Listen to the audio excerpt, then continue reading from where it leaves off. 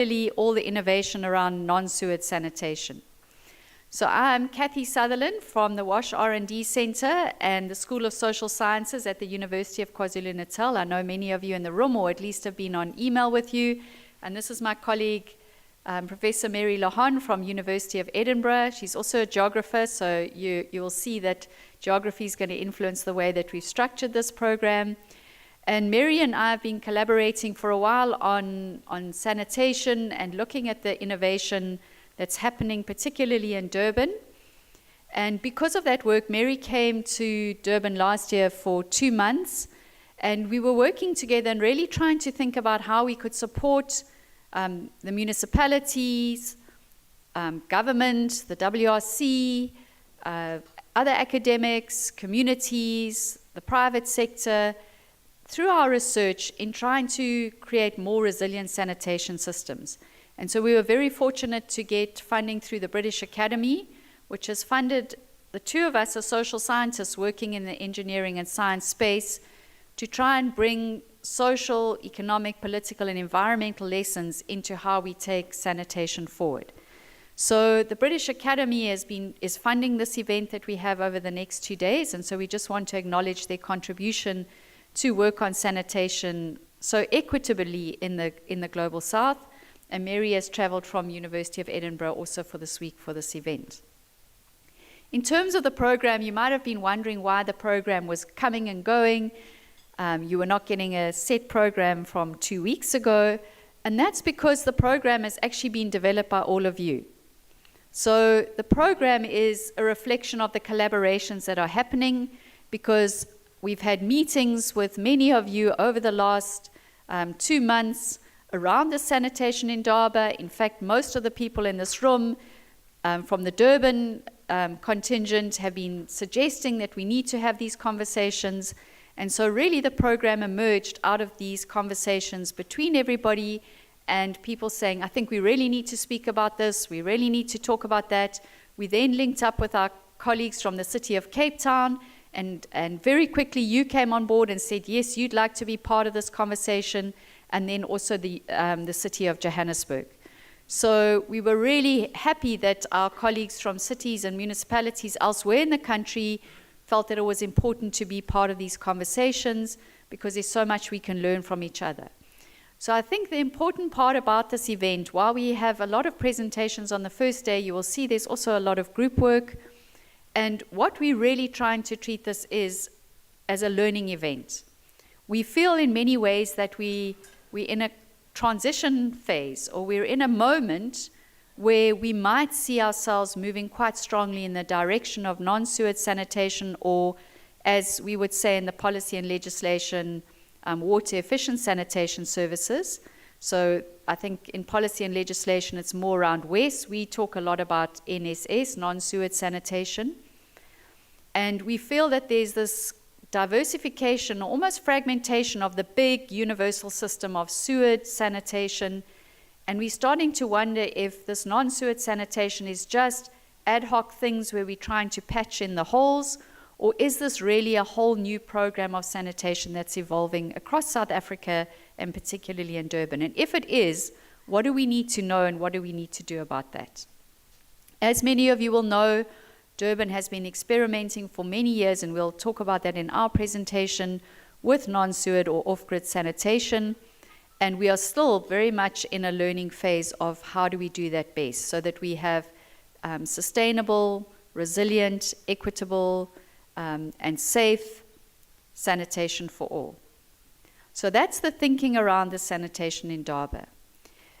We have colleagues, as I said, we've got representatives from NGOs, we've got City of Cape Town, City of Joburg, from the Durban contingent, and we won't do a long series of introductions because you'll meet each other as you're working in tables, and I hope you'll interact with each other. So I hope you're happy that in such a big room we won't go through all the introductions, but we've got students from the University of KwaZulu-Natal, we've got human settlements here, we've got the climate adaptation branch, we've got Russell Stowe from the Transformative Riverine Management Program. So we've got different sectors from our municipality that really support sanitation. We've got many members of the WASH R&D Centre. We've got Kanyisa projects and PPT who provide strong support for the innovation in sanitation. We've got Patrick Martel from Innovate Durban that works very strongly on water.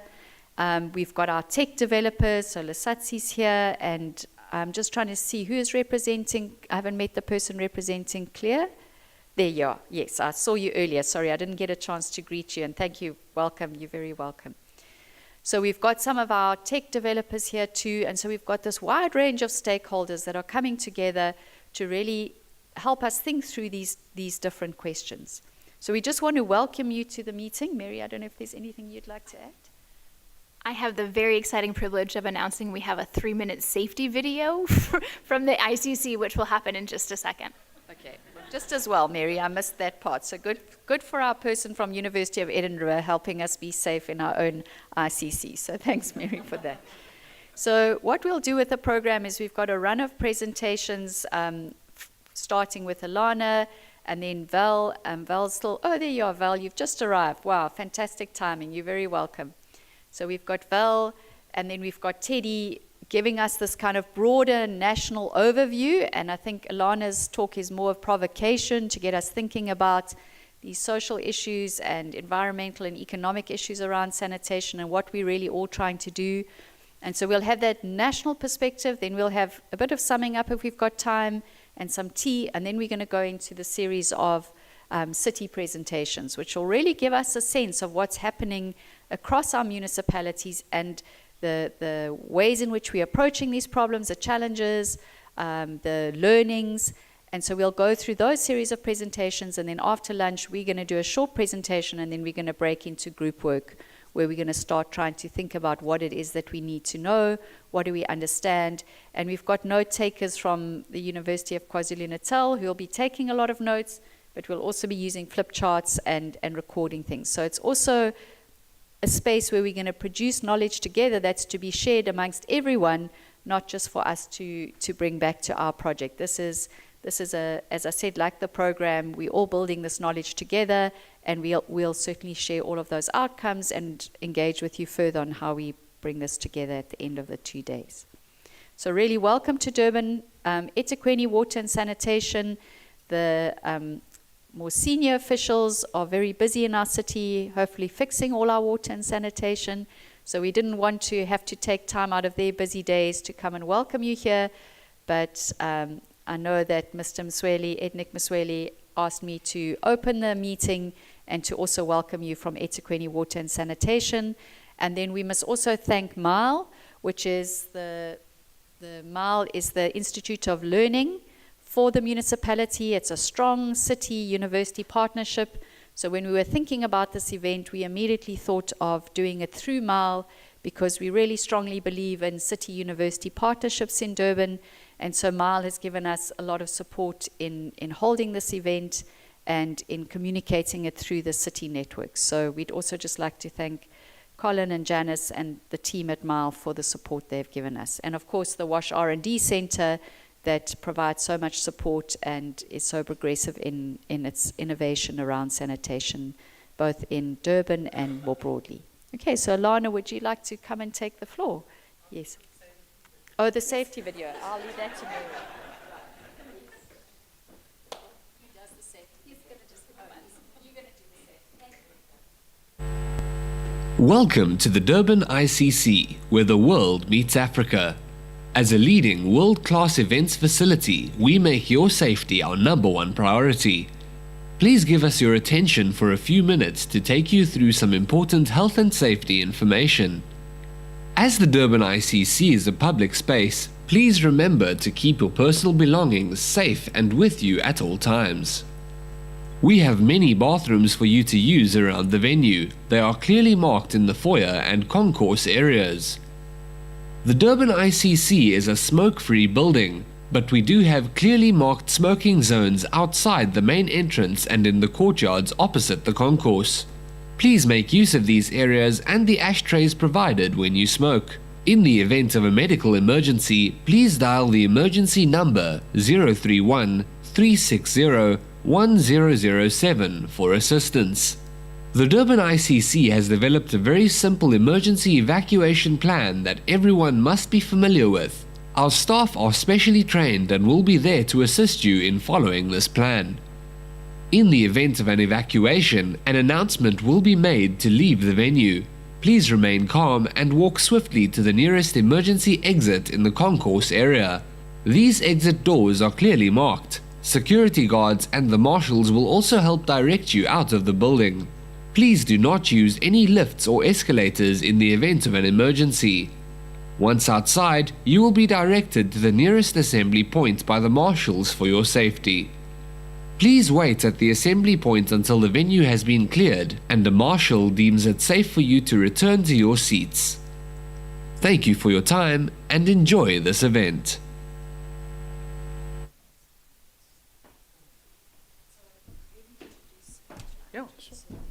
So because this is such a collaborative event, as each speaker comes up, we're really going to allow you to introduce yourselves. So we won't try and do the very formal things of long bios and introductions. But for our first speaker, I'll lead the way and make an exception. I mean, I'm happy to step up and introduce everyone, but I think you will be quite happy just to talk about who you are and why you're in the room today. But our first speaker is Alana Potter, who I spoke to and then had a meeting with her about really setting the scene and giving the sort of provocation about what it is that we're really trying to do. So Alana has traveled really far to be with us today and for the 2 days, so we really appreciate her time and her effort. And Alana, as many of you will know, has worked in many different spaces and been a leading figure in advocating for rights around water and sanitation. So many, many years of experience of working both with the state, with NGOs, with communities, with universities, and really I think collectively through her experience and her knowledge represents so much of all of us that are sitting in the room and understanding that all of us need to work together to try and achieve the very important goal of sanitation for all. So thank you so much, Alana, for coming to speak to us today and for setting the scene and getting us all thinking and going. Thanks very much, Kathy. It's very nice to be here. Good morning, everyone. It's exciting to be here. I'm sure you're going to gravitate to the slide presentation in a moment. No problem. Earlier, I introduced myself as an old hack. I think that would probably be a better, a sort of short version of what Kathy's just said. And I'm not alone. There are a number of old hacks in the room. I'm not going to call you out by name. But just saying they're sort of concentrated on the right here. Any other old hacks? Young hacks over here? Oh.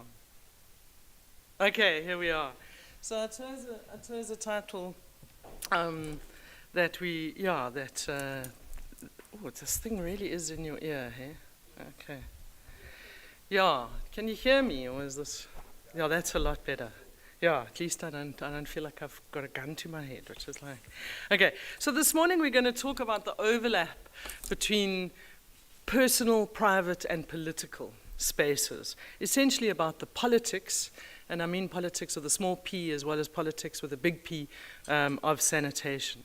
And we're all aware that the binary between waterborne sanitation and on-site sanitation is very, very real, and that non-SURD and water-efficient sanitation is attempting to bridge that divide and that binary in some very innovative and important ways. And it's important that we ask ourselves some hard questions as we look at integrating, scaling up, scaling out, what have we learned so far from what we've had so far? And so I'm going to kind of cover some of those points. Now, this is the world's ugliest slide, and I'd like to just own that as we start. But there's no doubt that full flush is just simply not the answer.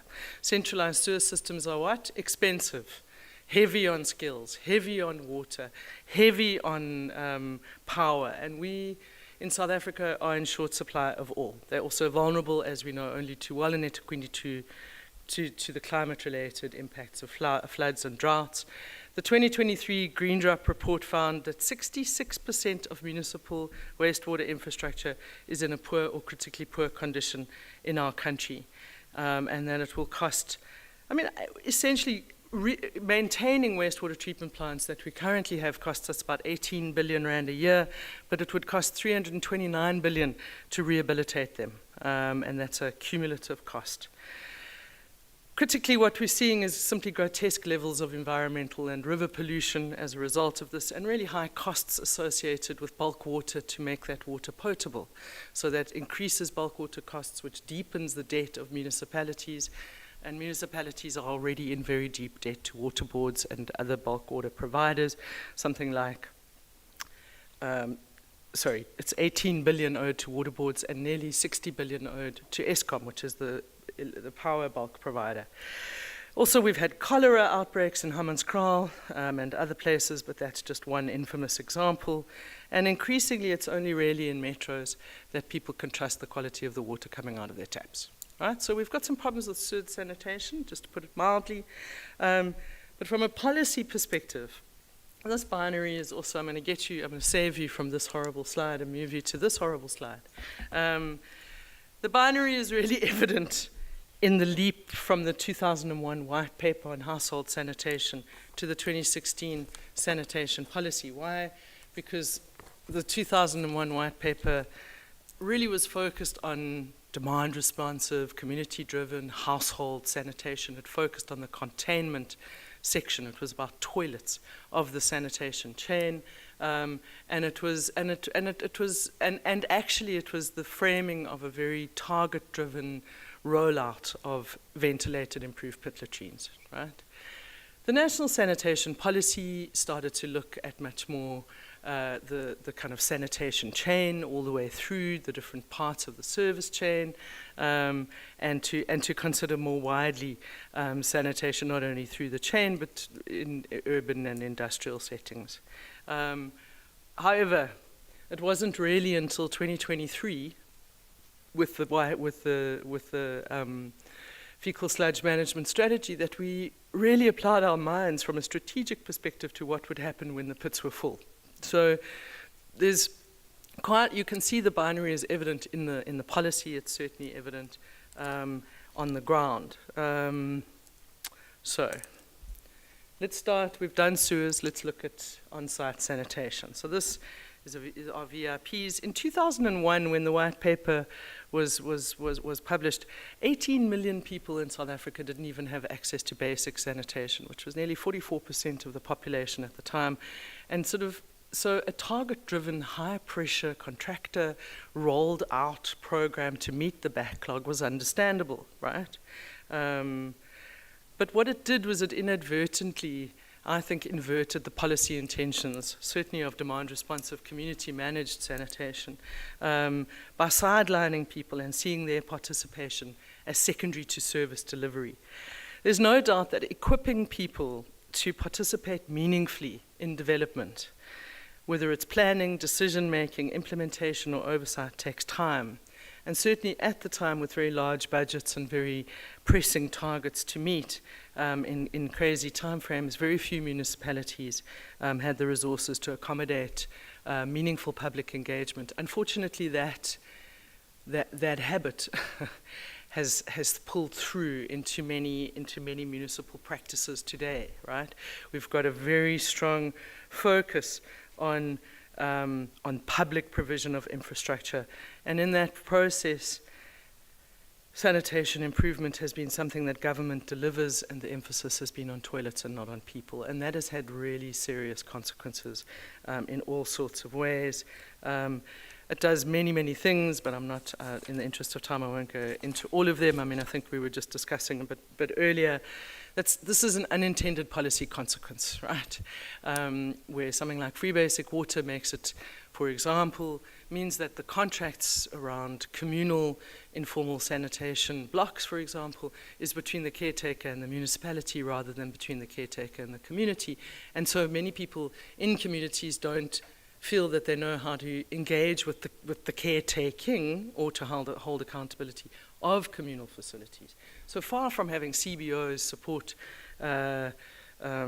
sanitation, we've got several problems with this kind of real disconnect between people and municipalities, and with sanitation construed as a service delivery. So yes, government set itself up for that, right?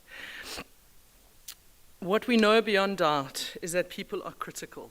It is the hygienic use of improved water and sanitation that delivers the intended health and socio-economic benefits. It's not simply the provision of the service, right? Behaviors matter, users matter, and importantly, community acceptance really, really matters. If we go back to the question of people and context, in South Africa, flush toilets have been associated with white privilege and dry toilets with discrimination, right? That binary I spoke about earlier is deeply racialized in our country, okay?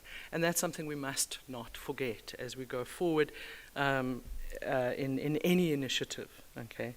And it will require extremely skilled leadership and a very different type of public engagement to persuade people to accept what they consider to be lower levels of service than people living in adjacent settlements from them. So if you just let that sit for a moment, right? Okay, so what have we learned? Oh, sorry, one of the other things I mentioned here is that we haven't, the other thing we haven't done is really until, as I said, the FSM strategy is consider what happens when pits are full, right? So we don't largely, desludgers are not regulated on the whole in the country. They're on-site, the kind of sites for disposal of sludge at wastewater treatment works haven't been allocated. We've got some severe problems, right? And we all know that the misuse of any kind of sanitation facility or the poor use of any kind of sanitation facility increases its maintenance and operations costs and leads it to more likely service failure, right? So just looping back to that. So what I'm essentially going to do today, and I don't have time to do all three, is really look at where really good policy intentions can go wrong, okay? And there are three examples. The one is what is called the toilet wars, which happened in Makaza and more widely in Ramalotsi in the Free State ahead of the local government elections in 2011. I was going to do some kind of exploration and provocation around container-based sanitation, which I'll lightly touch on in the time available.